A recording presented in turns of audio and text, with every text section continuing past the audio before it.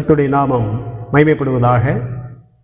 ஆராதனை தியானத்திற்கென்று தெரிந்து கொண்ட வேத பகுதி யாத்திராகமம் 32ஆம் அதிகாரம்.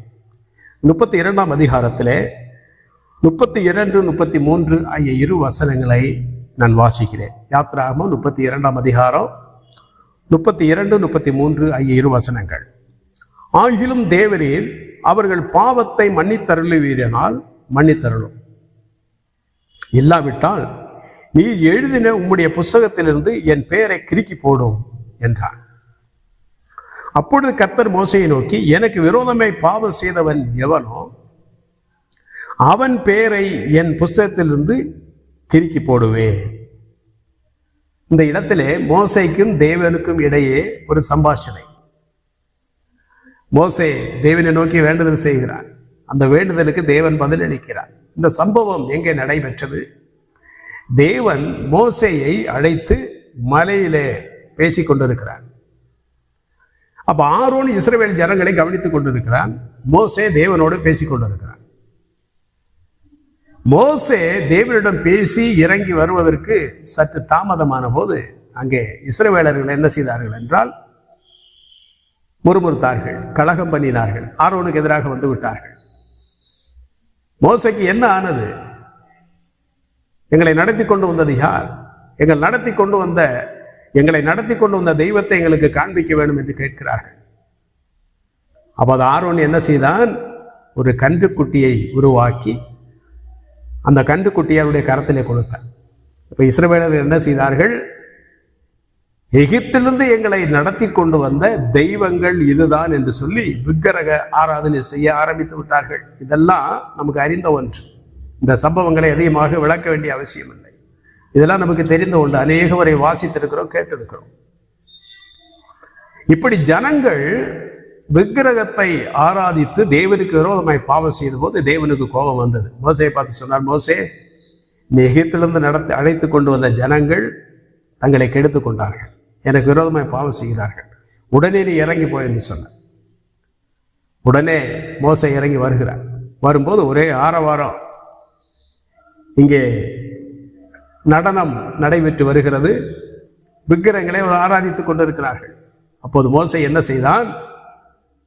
3000 பேர் கொன்று விழத்தக்கதாக, மரித்து விழத்தக்கதாக கட்டளையிட்டான்.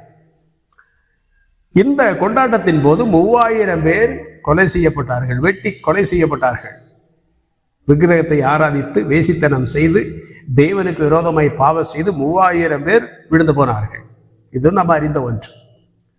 இப்படி 3000 பேர் விழுந்த போது மோசை என்ன செய்தான் என்றால், இந்த ஜனங்களுக்காக பரிதவித்து மறுபடியும் தேவனிடத்தில் பேசுகிறான். என்ன கேட்கிறான் என்றால், மறுநாளில் மோசே ஜனங்களை நோக்கி, 30ஆம் வசனம், நீங்கள் மகா பெரிய பாவம் செய்தீர்கள், உங்களுக்காக பாவ நிவர்த்தி செய்யக்கூடுமோ என்று அறிய இப்பொழுது நான் கர்த்தரிடத்திற்கு ஏறி போகிறேன் என்றான். அப்ப இஸ்ரவேல் ஜனங்களை பார்த்து சொல்லுகிறான், மோசே, எவ்வளவு பெரிய பாவத்தை கர்த்தருக்கு விரோதமாய் செய்து விட்டீர்கள்.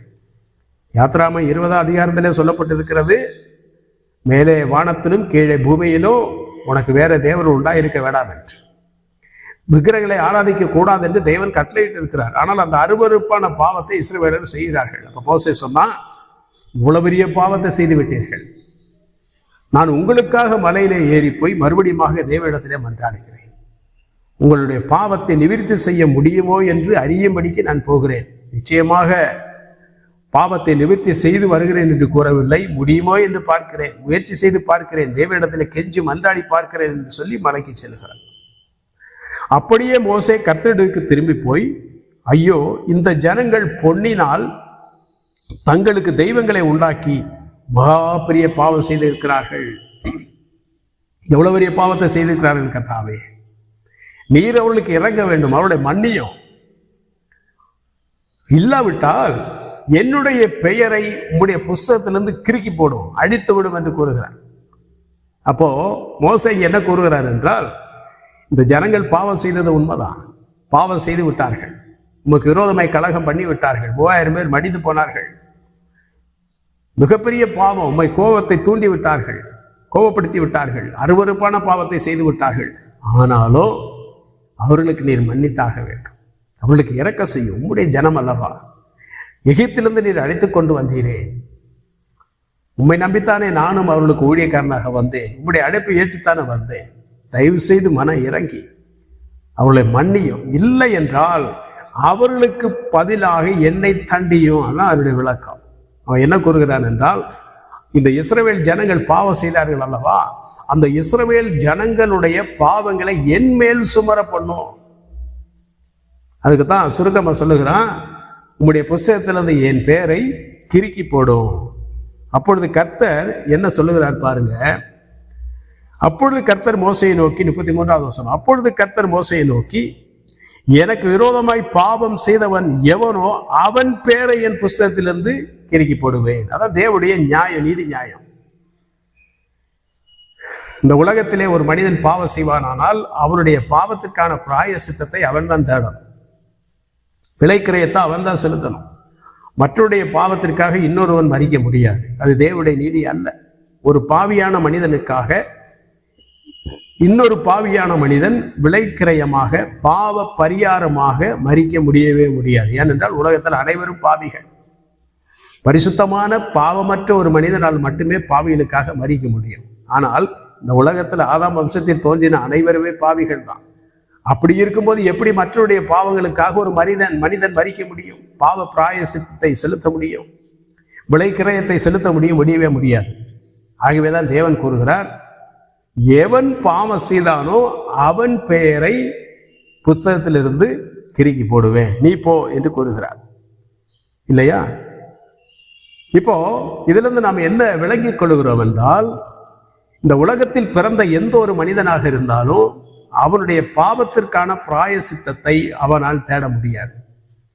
அவனுக்காக அவனுடைய நண்பர்களோ பெற்றோரோ உடன்பிறப்புகளோ உற்றார் உறவினர்களோ யாருமே பாவ பிராயசித்தம் செலுத்த முடியாது, விலைக்கிரயத்தை செலுத்த முடியவே முடியாது.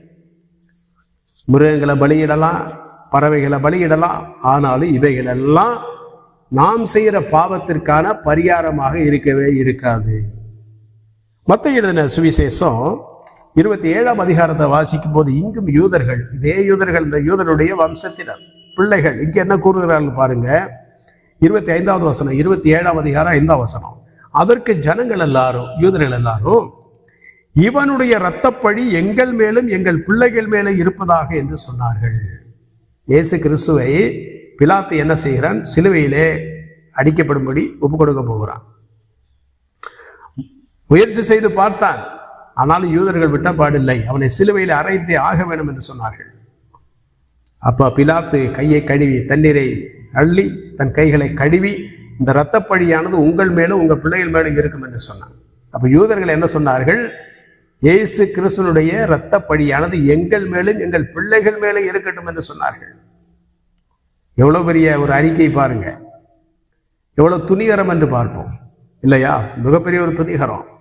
ஆனால் இவர்கள் என்ன சொன்னார்கள்? இவனுடைய இரத்தப்பழி எங்கள் மேலும் எங்கள் பிள்ளைகள் மேலும் வரட்டும் என்று சொன்னார்கள். ஆனால் தேவன் அந்த இயேசு கிறிஸ்துவின் இரத்தப்பழியை யூதர்கள் மேல் சுமத்தினாரா? ஒருபோதும் இல்லை. அப்படி நாம் எடுத்துக்கொள்ள முடியாது. காரணம் என்ன? இயேசு கிறிஸ்துவை இந்த உலகத்தாருக்காக மரிக்கும்படி இரட்சகராக அனுப்பினவரே அந்த பிதாவாகிய தேவன் தான். ஆனால் இஸ்ரவேலர் மேலும் அவருடைய பிள்ளைகள் மேலும் எந்த பழி சுமரும் என்றால், இயேசு கிறிஸ்துவை கொலை செய்த பலி ஒருபோது அந்த பழியானது சுமராது. நீங்கள் இயேசு கிறிஸ்துவை கொலை செய்தவர்கள், அதற்காக உங்களை நான் தண்டிக்கிறேன் என்று தேவன் தண்டிக்க மாட்டார். அப்படியானால் இஸ்ரவேலர் மீதும் அவருடைய பிள்ளைகள் மீதும் தேவனுடைய எந்த கோபம் வரும் என்றால், இயேசு கிறிஸ்துவை சொந்த இரட்சகராக ஏற்றுக்கொள்ளாத ஒரே ஒரு கோபம், தண்டனை. இந்த உலகத்திலே நீங்களும் நானும் இயேசு கிறிஸ்துவின் மரணத்திற்கு காரணமாக இருந்ததற்காக தண்டிக்கப்படுகிறவர்கள் அல்ல. எவன் ஒருவன் இயேசு கிறிஸ்துவின் மரணத்தை ஏற்றுக்கொள்ளாமல் இருக்கிறானோ, இயேசு கிறிஸ்துவின் சிலுவை மரணத்தை புறக்கணிக்கிறானோ, அவனுக்கு தான் தண்டனை, நித்திய ஆக்கினை. யோவான் 3ஆம் அதிகாரத்தில் வாசிக்கிறேன் இல்லையா? அவருடைய ஒரே பேரான குமாரனாய் இயேசு கிறிஸ்துவை விசுவாசிக்கிறவனுக்கு நித்திய ஜீவன் உண்டு, இல்லாதவனோ அவன் ஆக்கினை தீர்ப்புக்கு உட்பட்டு ஆயிற்று என்று தெளிவா 3ஆம் அதிகாரத்தில் யோவான் எழுதின சுவிசேஷத்துல வாசிக்கிறோம். ஜீவனை நம்ம மரணத்தை விட்டு நீ ஜீவனுக்கு உட்பட்டு இருக்கிறோம். நீங்களும் நானும் மரணத்தை விட்டு நீங்கி ஜீவனுக்கு உட்பட்டு இருக்கிறோம். ஒரே ஒரு காரணம் என்னவென்றால், உங்களுடைய பாவ பரிகாரியாக பிராயசித்தமாக இயேசு கிறிஸ்து மரித்திருக்கிறார். இந்த உலக மனிதர்களால் நம்மை மன்னிக்க முடியாது. இந்த உலக மனிதர்களால் நித்தியமான ஒரு மன்னிப்பை நமக்கு கொடுக்க முடியாது. அதாவது நரக தண்டனையிலிருந்து உங்களை என்னையும் தப்புவிக்க உலக மனிதர்களால் முடியாது. அப்படி தப்புவிக்க வேண்டுமானால் இயேசு கிறிஸ்து என்கிற ஒரே இரட்சகரால் மட்டுமே முடியும். அப்படின்னா மோசையை பார்த்து சொன்னார், இல்லை, எவன் பாவம் செய்தானோ அவன் பேரத்தை நான் கிறுக்கி போடுவேன். அவனுடைய பாவங்கள் மன்னிக்கப்பட வேண்டுமானால் அவனுக்காக ஒரு இரட்சகர் வருவார். அந்த இரட்சகரை அவன் விசுவாசித்தால், அந்த இரட்சகரை ஏற்றுக்கொண்டால் மன்னிப்பு உண்டு. இதுதான் புதிய ஏற்பாடும் நமக்கு கற்றுத்தருகிறது. ஆகவே இஸ்ரவேலர்கள் சொன்னார்கள், அவருடைய இரத்தப்பழி எங்கள் மேலே எங்கள் பிள்ளைகள் மேலே வரட்டும். தேவன் அப்படி தண்டிக்கிறவர் அல்ல. ஆனால் இந்த உலகத்திலே நம்முடைய பாவங்களுக்கான பரிகாரம் கிடைக்க வேண்டுமானால், பிராயசித்த வேண்டுமானால், கர்த்தராகிய இயேசு கிறிஸ்து என்கிற இரட்சகரை விசுவாசிக்கிற ஒரே காரணத்தின் மூலமாக மட்டும்தான் கிடைக்கும். ஜீவ புஸ்தகத்திலிருந்து உங்களுடைய என்னுடைய பெயர் கிறுக்கி போடாமல் அழித்து போடாமல் இருக்க வேண்டுமானால் இயேசு கிறிஸ்துவின் சிலுவை மரணத்தின் மூலமாக மட்டுமே முடியும். மோசையால் இஸ்ரவேல் ஜனங்களுக்காக மரிக்க இயலவில்லை. அவன் மிகப்பெரிய ஊழியக்காரர் தான். ஆனால் ஜனங்களுடைய பாவத்திற்காக மன்னிக்க இந்த உலகத்தில் பிறந்த ஒரே ஒருவர் கர்த்தராகிய இயேசு கிறிஸ்து. நமக்கு முன்பாக வைக்கப்பட்டிருக்கிற அந்த அப்பமும் ரசமும் அதைத்தான் காட்டுகிறார். உன்னுடைய பாவத்திற்கான பிராயசித்தத்தை செலுத்தும்படி, ஜீவ புஸ்தகத்திலிருந்து உன்னுடைய பெயரை கிறுக்கி போடாமல் இருக்கும்படி, உன்னுடைய பாவத்திற்காக நீ மரிக்க வேண்டிய இடத்திலே இயேசு கிறிஸ்து என்கிற இரட்சகர் மரித்தார். உங்களுக்காக அவருடைய சரீரம் சின்னாபின்னமாக்கப்பட்டது, அவருடைய ரத்தம் சிந்தப்பட்டது என்பதை இந்த மேஜை காண்பிக்கிறது. இந்த நாளிலே நீங்களும் நானும் இந்த இடத்துல தைரியமாய் கூடி ஆராதிக்க வந்திருக்கிறோம் என்றால், கர்த்தருடைய மேஜையிலே பங்கு கொள்ளுகிறோம் என்றால், நம்முடைய பாவங்களுக்காக எந்த ஒரு மனிதனும் மரிக்கவில்லை. ஆனால் தெய்வ குமாரனாகிய இயேசு கிறிஸ்து மரித்திருக்கிறார். அவர் மூலமாக மட்டுமே இந்த உலகத்தில் பாவ மன்னிப்பு.